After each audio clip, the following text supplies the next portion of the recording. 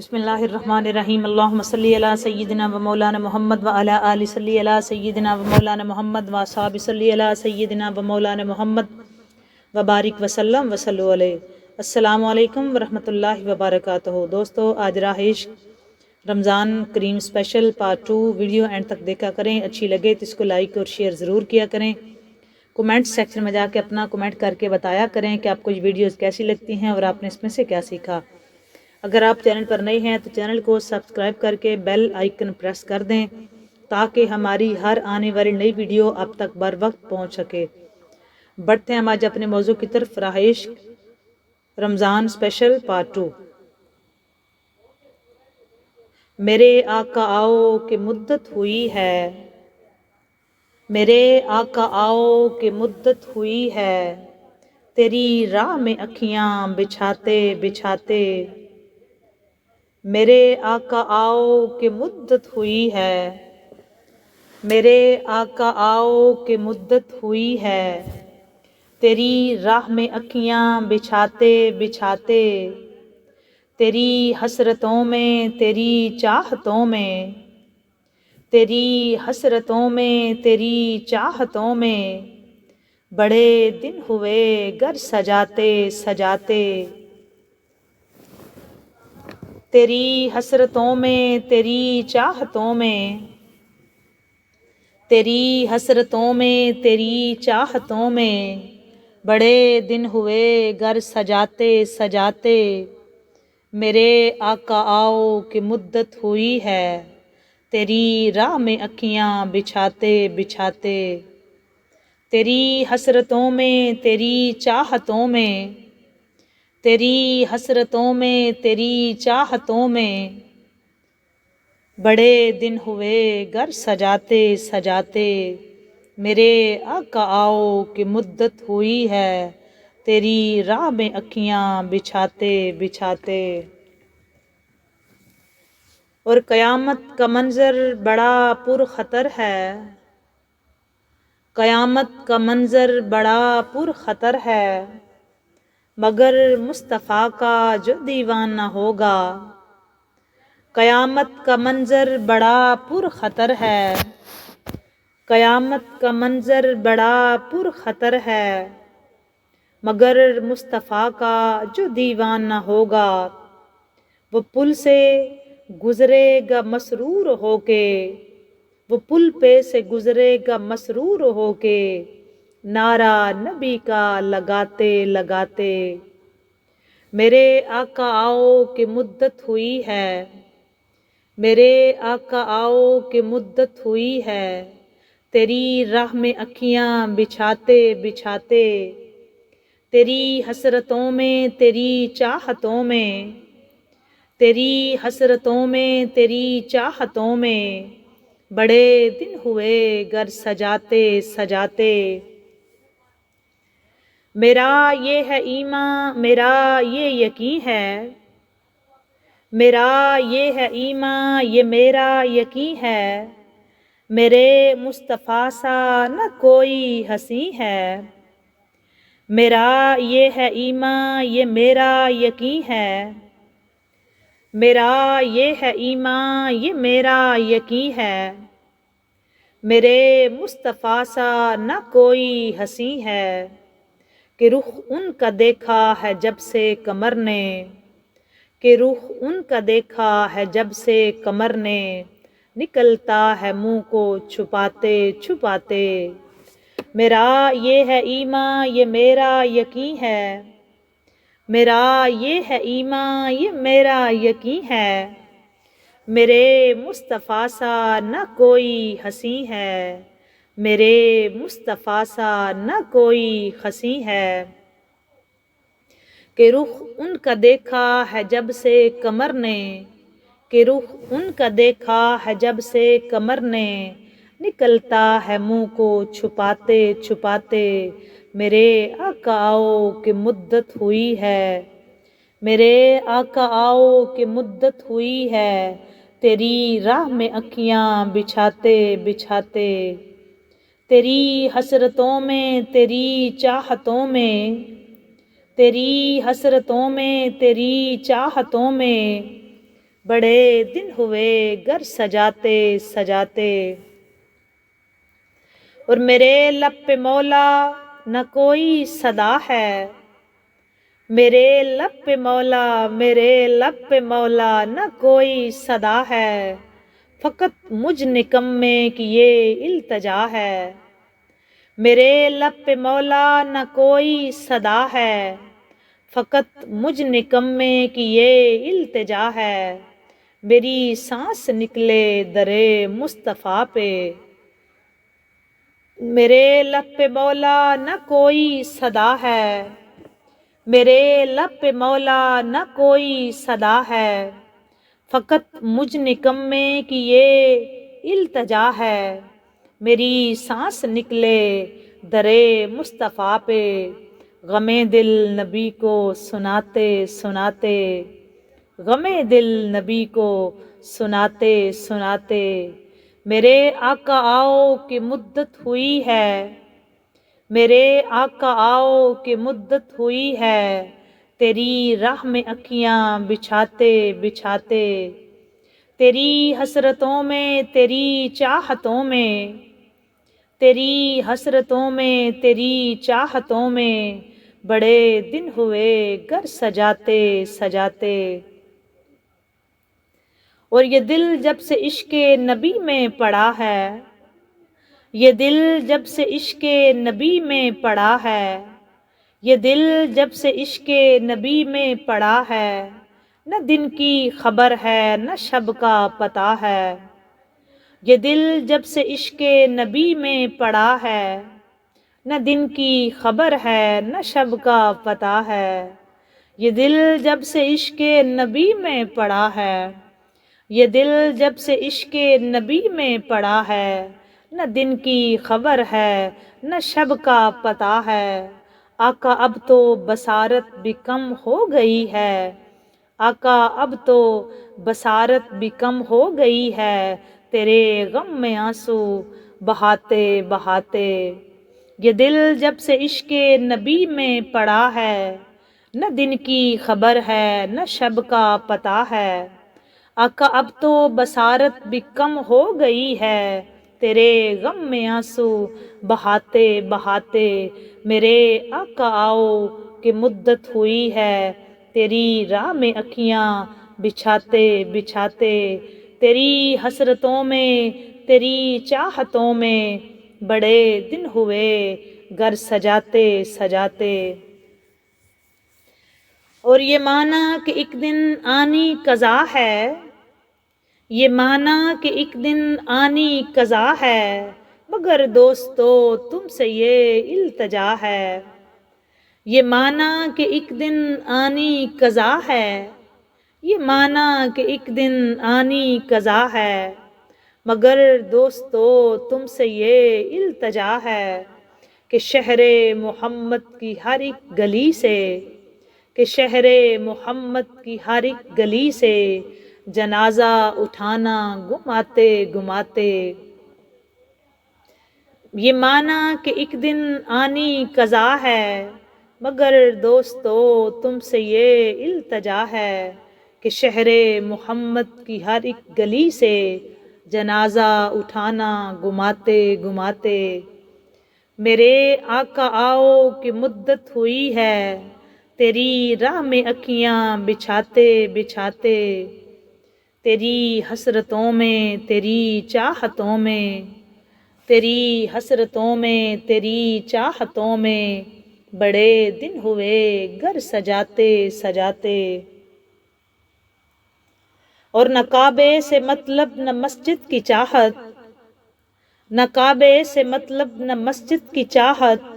فقط دل میں حاکم تمنا یہی ہے، بہت قابل توجہ شعر ہے دوستو، نہ کعبے سے مطلب نہ مسجد کی چاہت، نہ کعبے سے مطلب نہ مسجد کی چاہت، فقط دل میں حاکم تمنا یہی ہے، جو مل جائے نقشے کفے پائے احمد، جو مل جائے نقشے کفے پائے احمد، جو مل جائے نقشے کفے پائے احمد، تو مر جائیں سر کو جھکاتے جھکاتے، جو مل جائے نقشے کفے پائے احمد، جو مل جائے نقشے کفے پائے احمد تو مر جائیں سر کو جھکاتے جھکاتے۔ میرے آقا آؤ کہ مدت ہوئی ہے تیری راہ میں اکھیاں بچھاتے بچھاتے۔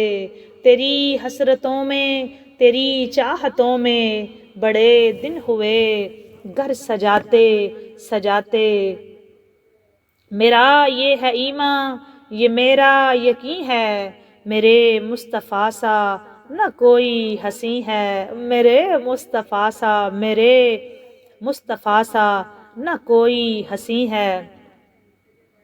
کہ رخ ان کا دیکھا ہے جب سے قمر نے نکلتا ہے منہ کو چھپاتے چھپاتے۔ میرے آقا آؤ کہ مدت ہوئی ہے تیری راہ میں اکھیاں بچھاتے بچھاتے۔ تیری حسرتوں میں تیری چاہتوں میں بڑے دن ہوئے گھر سجاتے سجاتے۔ بڑے دن ہوئے گھر سجاتے سجاتے۔ بڑے دن ہوئے گھر سجاتے سجاتے۔ میرے آقا آؤ کہ مدت ہوئی ہے میرے آقا آؤ کہ مدت ہوئی ہے تیری راہ میں اکھیاں بچھاتے بچھاتے۔ تیری حسرتوں میں تیری چاہتوں میں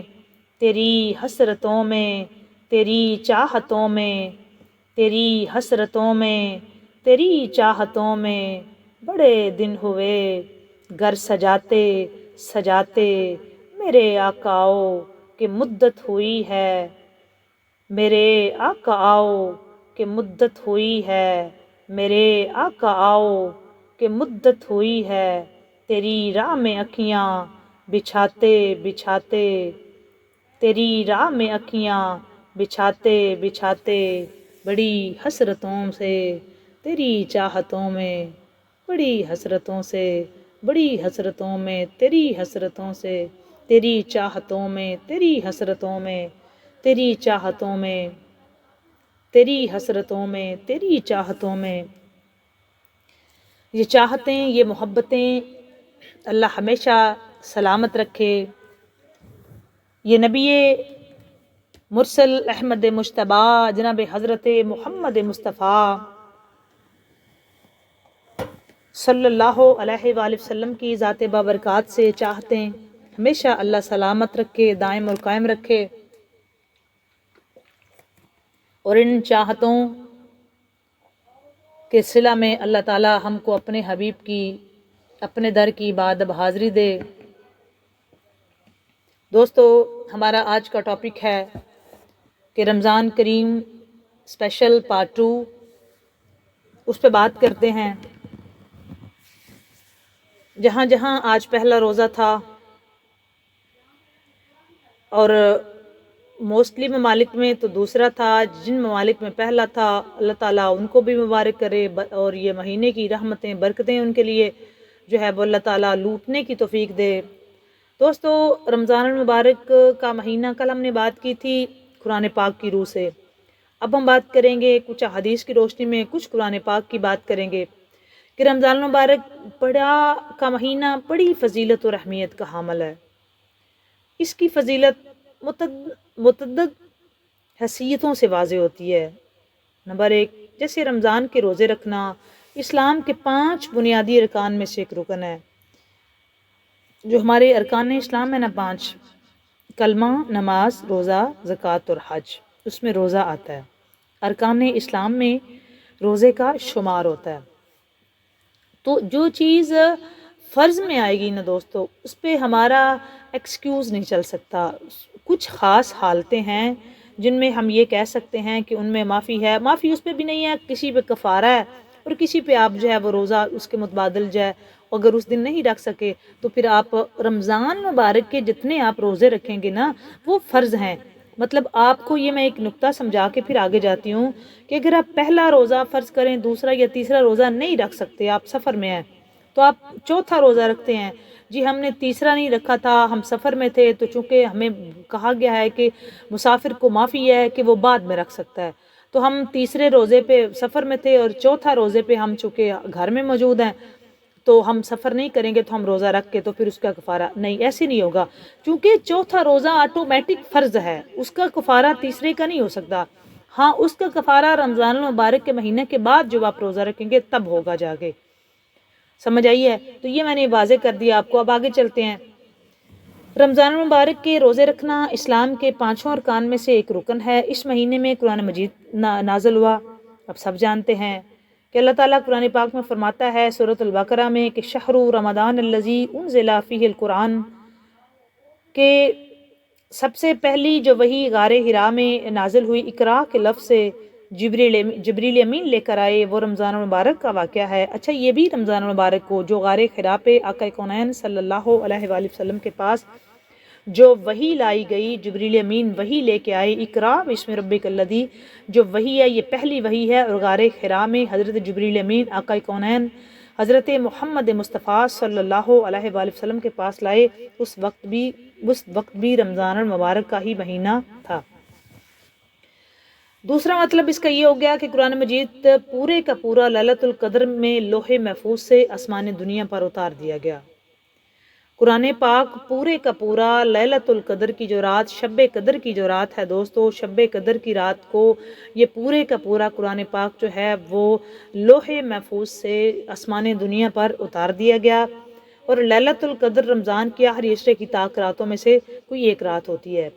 اسی ماہ مبارک میں لیلۃ القدر ہوتی ہے، جس کی بابت اللہ تعالیٰ فرماتا ہے کہ لیلۃ القدر خیر من الف شہر،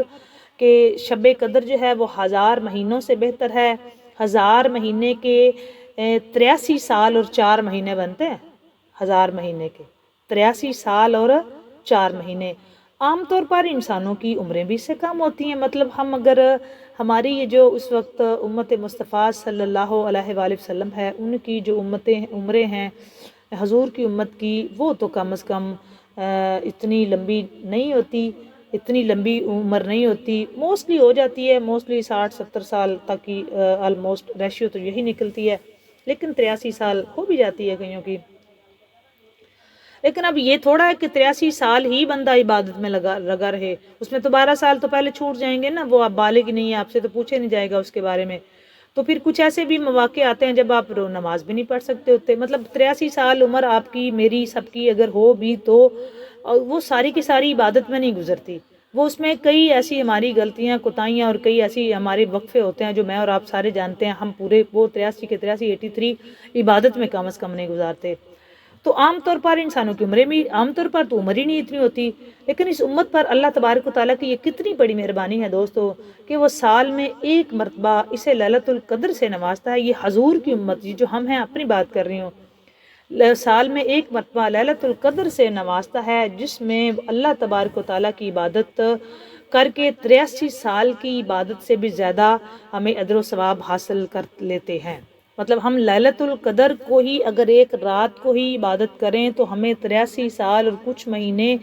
کا جو ہے وہ اس عبادت کرنے کا ثواب ملے گا۔ مطلب عبادت ہم ایک رات کریں اور ثواب ہم کو 83 ایئرز کا ملے گا۔ تو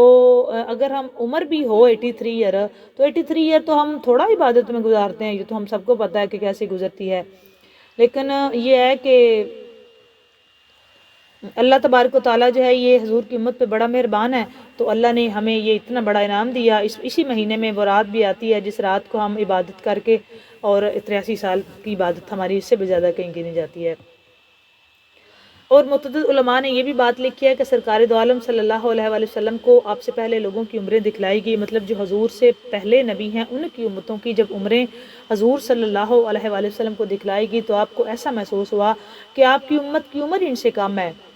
اس وجہ سے ان لوگوں سے عمل میں پیچھے رہ جائے گی۔ مطلب جو پہلے نبیوں کی امتیں ہیں، نبیوں کی امتیں بھی، مطلب جیسے حضرت نوح علیہ السلام کی اپنی عمر جو تھی وہ 950 سال، آپ نے تبلیغ کی تو عمر مبارک کتنی ہوگی، حضرت موسیٰ علیہ السلام کی عمر مبارک کتنی ہے۔ تو مختلف انبیاء کی عمریں اگر لگائیں گے تو جس طرح انبیاء علیہ السلام کی عمر مبارک زیادہ، اسی طرح ان کی امت کی بھی عمریں ہم سے کہیں زیادہ تھی۔ تو جب سرکار دو عالم صلی اللہ علیہ وآلہ وسلم کی ذات بابرکات کو وہ ساری عمریں دکھلائی گئی تو حضور صلی اللہ علیہ وآلہ وسلم نے یہ آپ نے محسوس کیا کہ میری امت کی تو اتنی عمر ہی نہیں ہے، مطلب اگر اس کا مطلب یہ تھا کہ وہ زیادہ عبادت میں حشر والے دن ایسا نہ ہو کہ وہ ان کی عبادت زیادہ ہو، ان کی عمر مطلب باقی انبیاء کی امتوں کی عمریں زیادہ ہیں تو ان صاف صاف ظاہر ہے ان کی عبادت بھی پھر زیادہ ہوگی اگر ان کی عمر زیادہ ہے۔ تو سرکار دو عالم صلی اللہ علیہ وآلہ وسلم نے ایسا محسوس کیا کہ میری تو امت کی اتنی عمر ہی نہیں ہے، تو جب عمر نہیں ہے تو عبادت بھی کم ہوگی، تو عمل میں پیچھے رہ جائے گی۔ جن کی عمر لمبی ہے ان کا پھر صاف ظاہر ہے کہ پھر وہ زیادہ ہوگی، تو اس کے پھر ازالے میں اللہ تبارک و تعالیٰ نے اس کا ازالہ کرتے ہوئے امت محمدیہ کو پھر لیلۃ القدر جیسی نعمت عطا فرمائی۔ پھر اسی مہینے کے روزے اللہ تعالیٰ نے بھی فرض کر دیے، مطلب اللہ تعالیٰ کا دیکھیں ڈبل ٹرپل انعام ہے کہ لیلۃ القدر بھی اسی مہینے میں ہے اور روزے بھی اسی مہینے میں فرض ہیں، مطلب پوری کی پوری اللہ تبارک و تعالیٰ ہمیں اس کی رحمتیں لوٹنے کی ہمیں موقع فراہم کر رہا ہے کہ کہیں کسی طرح بھی ہم جو ہیں وہ رہ نہ جائیں، اس کی ہر لحاظ سے ہمیں مواقع ہمارے پاس موجود ہیں اس پاک مبارک مہینے میں کہ ہمیں ہر طرح سے اللہ تبارک و تعالیٰ فیسیلیٹیٹ کر رہا ہے۔ لیلۃ القدر بھی اسی میں ہے اور پھر اسی مہینے میں ہم سارا مہینہ روزے رکھتے ہم پہ فرض ہیں تاکہ وہ رات آئے تو آٹومیٹک ہمارا روزہ ہو اور رات عبادت میں گزرے۔ پھر آگے چلیں، یہ بھی آگے جا کے یہ بھی ہمیں روایات میں ملتا ہے کہ روزہ رکھنا بھی نماز، زکوٰۃ اور حج عمرہ کی طرح ایک نہایت بہت بڑی عبادت ہے۔ روزے کی فضیلت ایک اپنی فضیلت ہے، مطلب لیلۃ القدر کی اپنی فضیلت ہے، اور دوستو روزے کی اپنی فضیلت ہے، روزے کی اپنی فضیلت ہے۔ اللہ تعالیٰ جو ہے وہ حضور صلی اللہ علیہ وسلم کی حدیث مبارکہ ہے، صحیح مسلم میں یہ موجود ہے کہ جب رمضان آتا ہے تو آسمان اور میں جنت کے دروازے کھول دیے جاتے ہیں اور جہنم کے دروازے بند کر دیے جاتے ہیں، مطلب جنت کے دروازے کھول دیے جاتے ہیں، اوپن ہو جاتا ہے سب کچھ۔ اب اوپن جب ہو جاتا ہے تو اس کا مطلب ہے کہ پہلے تو آپ جائیں گے جی اجازت لے کے جنت میں جائیں گے تو ہمیں اپنے اعمال دیکھنے پڑیں گے، جی ہمارے اعمال اس قابل ہیں یعنی ہم جا بھی سکتے ہیں یعنی۔ تو رمضان المبارک میں اللہ تبارک و تعالیٰ جو ہے وہ اس مہینے وہ دروازے کھول دیتا ہے جنت کے اور جہنم کے دروازے بند کر دیے جاتے ہیں اور بڑے بڑے شیاطین جو ہیں ان کو جکڑ دیا جاتا ہے۔ ہمیں ہم اب بھی روزہ نہ رکھیں تو میرا خیال ہے اس میں ہمارا زیادہ قصور ہوگا شیطان کی بجائے، شیطان کا تو جو ہوگا ہمارا زیادہ قصور ہوگا کہ وہ تو جکڑا ہوا ہے، بڑے بڑے شیاطین تو جکڑے ہوئے ہیں، جہنم بھی اللہ نے بند کی ہوئی ہے، جنت کھولی ہوئی ہے، کھلی ہوئی جنت سے بھی اگر ہم جنت نہ لے سکیں تو بڑے افسوس کی بات ہے۔ دوستو آگے چلتے ہیں، حدیث مبارکہ ہے کہ اللہ تبارک و تعالیٰ حضور صلی اللہ علیہ وسلم فرماتے ہیں کہ روزہ ایک ڈھال ہے جس کے ذریعے سے بندہ جہنم کی آگ سے بچ سکتا ہے۔ جی ایک ڈھال ہے، مطلب ڈھال بولتے ہیں کہ آپ کو سیفٹی ہے، آپ ایک سیف رو میں آ جاتے ہیں، ایک ایسے دائرے میں آ جاتے ہیں۔ روزہ آپ کو ایک ایسی سخت ڈھال آپ کے اوپر آ جاتی ہے کہ آپ اس سے جہنم کی آگ سے بھی بچ سکتے ہیں، مطلب آگ سے کوئی بھی چیز جو ہے وہ بچائے، کپڑا تو وہ بھی جلا دے گی، کچھ ایسی چیزیں اگر ہم کسی میں جائیں تو وہ بھی جلا دے گی، لیکن روزہ ایک ایسی ڈھال ہے کہ جو آگ سے بھی، جہنم چونکہ آ گیا ہے تو اگر ہم روزہ رکھیں تو ہم آگ سے بھی، جہنم کی آگ سے بھی بچ سکتے ہیں۔ ایک اور حدیث ہے، حدیث وہ بھی آپ کی بارگاہ میں پیش کرتے ہیں، آپ کو سناتے ہیں۔ روزہ اللہ تعالیٰ کے عذاب سے بچاؤ کی ڈھال ہے۔ اچھا جی، روزہ رکھ کے بندہ اللہ کے عذاب سے بھی بچ جاتا ہے۔ دیکھیں میں احادیث کی روشنی میں، میرے اپنے لفظ نہیں ہیں، یہ بالکل حضور کے لفظ ہیں جو میں آپ کی جو ہے وہ آپ کے گوش گزار کر رہی ہوں تاکہ آپ کو اس کی اہمیت کا اندازہ ہو۔ یقیناً آپ روزہ دار ہوں گے، روزہ رکھتے ہوں گے، لیکن جب ہمیں کسی چیز کی اہمیت کا اندازہ ہو جاتا ہے تو پھر ہم زیادہ اسے ڈیووٹیڈ ہو جاتے ہیں۔ ایک اور حدیث پاک آپ کو سناتے ہیں جی، اللہ تعالیٰ نے حضور فرماتے ہیں کہ جس نے اللہ تعالیٰ کے راستے میں ایک دن روزہ رکھا تو اللہ تعالیٰ اس کے چہرے کو جہنم سے 70 سال کی مسافت کے قریب دور کر دیتا ہے۔ بہت اچھے، ایک دن کا روزہ اگر بندہ رکھے تو آقا کریم صلی اللہ علیہ وآلہ وسلم فرماتے ہیں بندہ 70 سال کی مسافت جو ہے وہ اس کا چہرہ جہنم کی آگ سے دور ہو جاتا ہے۔ اور ایک روزہ رکھنا اتنا مشکل نہیں ہے، اور یہ انعام کتنا بڑا ہے، یہ انعام کتنا بڑا ہے۔ جب ہم صبح رکھتے ہیں نا تب ہمیں یہ فیل ہو رہا ہوتا ہے کہ یہ، لیکن میرا یہ ذاتی تجربہ بھی ہے، ذاتی خیال بھی ہے، میرا پرسنل پوائنٹ آف ویو ہے اس پہ کہ روزہ صبر کا ہوتا ہے، اور روزہ آپ جو مرضی کھا لیں، جو مرضی کر لیں، اللہ تبارک و تعالیٰ اس کا صبر دیتا ہے، اور وہی آپ کو جو ہے نا وہ روزے کی توفیق دیتا ہے، وہی صبر دیتا ہے، وہی روزہ نبھاتا ہے۔ یہ اللہ کے کرم فضل اور عطا سے ہوتا ہے، اپنی بندے کی کوئی کاوش نہیں ہوتی۔ بندہ اپنے اختیار میں تو آدھا گھنٹہ پانی کے بغیر نہ رہ سکے، لیکن یہ کریم ہے، یہ اس کریم کا کرم ہے کہ وہ ہم 16 گھنٹے 17 گھنٹے 14 گھنٹے یا 12 گھنٹے جتنے بھی بنتے ہیں اپنے اپنی کنٹریز کے حساب سے جو ہم وہ بھوک اور پیاس برداشت کر لیتے ہیں، تو یہ اس کی بہت بڑی کرم نوازی ہے بے نیاز بادشاہ کی۔ آگے چلتے ہیں جی، اگلی حدیث آپ کے سامنے رکھتے ہیں کہ جنت کے 8 دروازوں میں سے ایک دروازے کا نام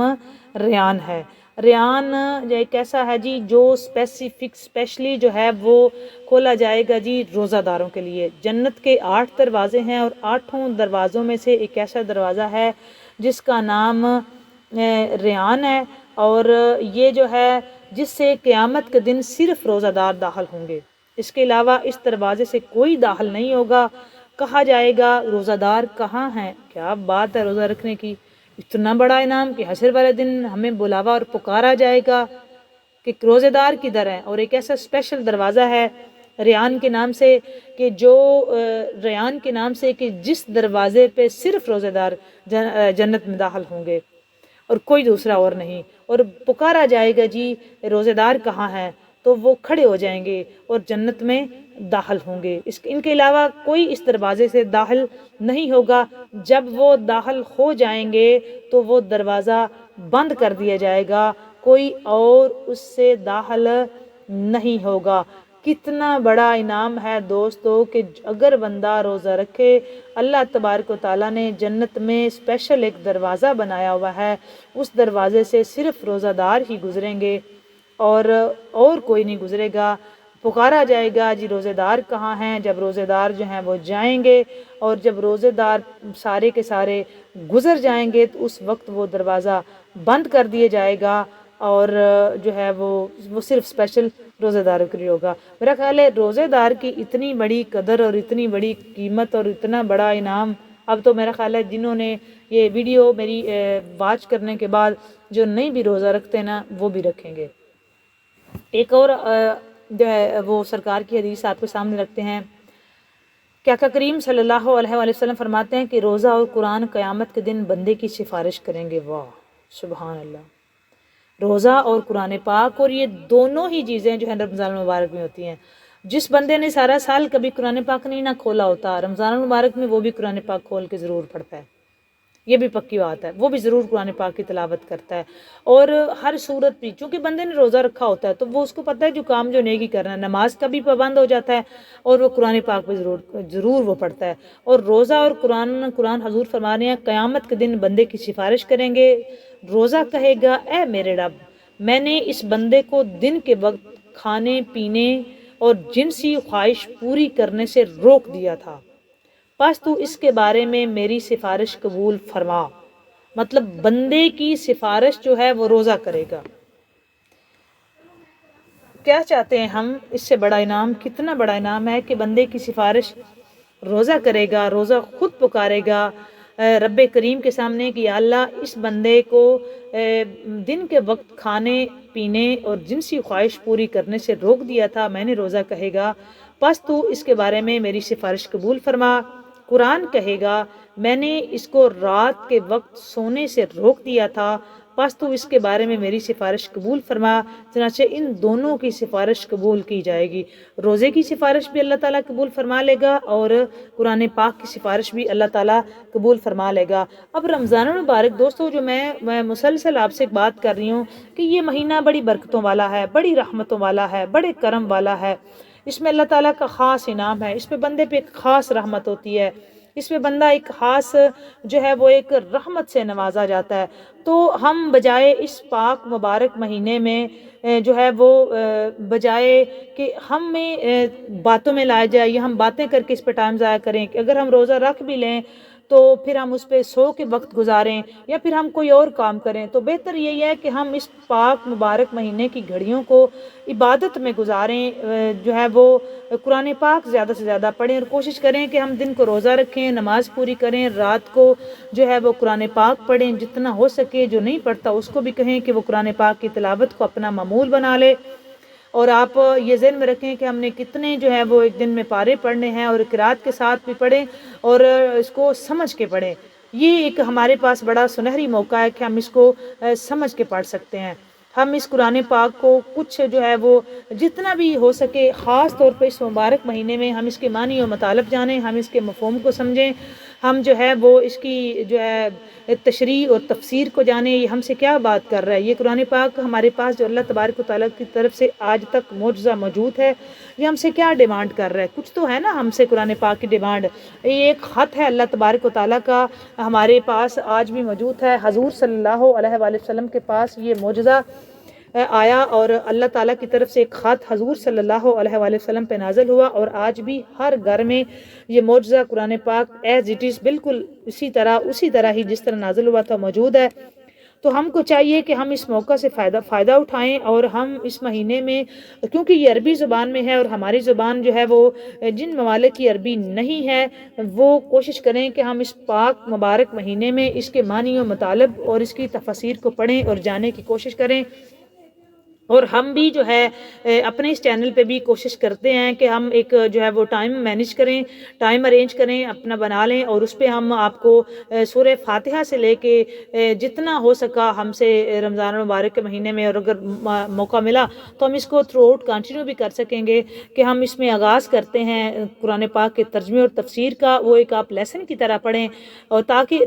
دیکھیں آپ یاد نہ بھی کریں تو سننے سے بھی بہت سی چیزیں جو ہے نا وہ بندے کے دماغ میں، باشعور کی بات ہے، پڑھے لکھے لوگ ہیں سارے، ایسے تو بات نہیں ہے کہ آپ کو سمجھ نہ آئے، لیکن جب آپ بندہ سنتا ہے نا چیز تو وہ دیکھیں، میں نے اپنی زندگی میں اتنے سال پڑھنے پڑھانے میں گزارے ہیں، لیکن ایک بات ہے کہ جب آپ ایک چیز کو بار بار کر رہے ہوتے ہیں، ایک تو اس کو کرنا عبادت ہے، اس کو پڑھنا ہی عبادت ہے. قرآن پاک کی زیر اور زبر پہ 10 نیکیاں ہیں. ایک تو یہ اتنی بڑی عبادت ہے. اگر آپ خود معنی و مطالب سمجھیں گے تو کل کو آپ اپنے بچوں کو ایزیلی پڑھا سکیں گے، آپ ان کو بتا سکیں گے. مطلب جب پوری کتاب دیکھیں، قرات پڑھنا بھی افضل ہے، قرات پہ بھی ثواب ہے، لیکن جب آپ معنی و مطالب جانتے ہیں نا تو پھر آپ کے اندر ایک شعور ڈیولپ ہوتا ہے، آپ کو اس کا مزید احساس، اور آپ ذمہ دار انسان بنتے ہیں، آپ ایک ذمہ دار مسلمان اور مومن بنتے ہیں، چونکہ آپ کو اپنے رب کے پیغام کا پتہ چل جاتا ہے. بالکل اسی طرح جیسے کسی اماں کے پاس خط آئے اور اس کے بیٹے نے اس کو خط لکھا ہو، اگر اس وہ نہیں پڑھ سکتی، وہ اس خط کو چومتی تو رہتی ہے، وہ محسوس تو کرتی ہے، محبت تو اس کو اس خط سے ہوتی ہے، اس میں کوئی دو رائے نہیں. وہ چومتی ہے، وہ پیار کرتی ہے، وہ یہ محسوس کرتی ہے کہ میرے بیٹے کے ہاتھوں کا لکھا ہوا ہے، یا میں مثال دے رہی ہوں غیر تشبیہ، میرے بیٹوں کے ہاتھ لگے ہوئے ہیں یا میرے بیٹے نے لکھا ہوا ہے، اور اس کو یہ یقین ہوتا ہے کہ یقیناً میرے لیے اچھا ہی لکھا ہوگا. لیکن وہ اس کے اندر ایک خلش رہتی ہے، ایک وہ جو ہے وہ پیاس رہتی ہے کہ کاش اسے پتہ چلے کہ اس نے کیا لکھا ہے. تو جب تک اگر اس کو کوئی خود پڑھ سکتی ہو تو وہ کیا اس وقت کیا جو ہے وہ کس نہج پہ اس کا جذبہ اور عشق اور محبت ہوگی، اگر وہ پڑھ سکے کہ اس میں کیا ہے. جائے کہ اس کی محبت صرف اسی پہ بھی ہوگی کہ وہ اس کے پاس ایک کاغذ کا ٹکڑا ہے اور اس پہ کچھ لکھا ہوا ہے. دوستو، ہمارے پاس بھی یہ کتاب قرآن پاک جو ہے وہ بالکل اسی طرح سیف محفوظ ہے. جو عربی زبان کو نہیں جانتے، میں عالم اسلام سے بات ہوں لیکن اسپیشلی عربی زبان جو نہیں جانتے ان سے مخاطب ہوں، اسپیشلی انڈیا، پاکستان اور بنگلہ دیش اور دیگر ممالک سے جہاں پہ عربی زبان نہیں بولی اور سمجھی جاتی، ان میں سے مخاطب ہوں. اور انگلش والے بھی اس میں آ سکتے ہیں، جو کہ عربی زبان میں ہے، تو جو عربی ہیں وہ تو بہتر جانتے ہوں گے، لیکن زبان عربی میں ہے لیکن اس کا معنی و مطالب سمجھنا پھر بھی ضروری ہے. جس طرح آپ کوئی بھی بک بے شک اردو بھی ہو تو اس کو سمجھنا ضروری ہوتا ہے، بالکل اسی طرح اس کو بھی سمجھنا بڑا ضروری ہے. تو کوشش کریں اس مہینے اس کو سمجھ کے پڑھیں. ویسے تو آپ پڑھتے ہوں گے، سمجھ کے پڑھیں. تو ہم بھی اپنے چینل پہ بھی کوشش کرتے ہیں کہ آپ کو کوئی ایسا جو ہے وہ ٹائم مینیج کریں کہ جس میں ہم یہ بتا سکیں تاکہ آپ کو جڑ کے یہ آپ سے بات ہو سکے. اور مزید جو ہے وہ آپ کے مائنڈ میں جو کچھ آیا مجھے کمنٹ سیکشن میں ضرور اپنی رائے کا بتائیے گا. مجھے انتظار رہے گا آپ کی رائے کا کہ آپ کیا چاہتے ہیں. اللہ تعالیٰ جو ہے وہ ہم سب کو اس پاک مبارک مہینے کی برکتیں لوٹنے کی توفیق دے. اللہ تبارک و تعالیٰ ہم سب کے لیے آسانیاں پیدا کرے. ہم کو اللہ تبارک و تعالیٰ کے احکامات کے مطابق اور حضور کی اطاعت کے ساتھ جو ہے وہ محبت اور اللہ کے احکامات کے مطابق اس پاک مبارک مہینے کی میں گزارنے کی توفیق دے. اور ہم سب کو روزہ دار بھی بنائے اور قرآن پاک پڑھنے کی اور دیگر نوافل اور دیگر وظائف پڑھنے کی بھی توفیق دے. آپ کو کل ضرور وظائف بھی بتائیں گے جو اسپیشل آپ اس میں پڑھا کریں. بات اچھی لگے لائک اور شیئر ضرور کریں. کمنٹ سیکشن میں جا کے بتائیں ضرور آپ کو یہ ویڈیوز کیسی لگتی ہیں. آسانیاں بانٹتے رہو، آسانیاں ملیں گی. دعائیں دیتے رہو، دعائیں واپس آ جائیں گی. امید ہے کہ آپ کو یہ باتیں اچھی لگتی ہوں گی. آپ سب کے لیے ڈھیروں ڈھیر دعائیں ہیں. اللہ تعالیٰ اس پاک مبارک مہینے صدقے آپ کی سب کی مشکلیں آسان فرمائے. اللہ حافظ.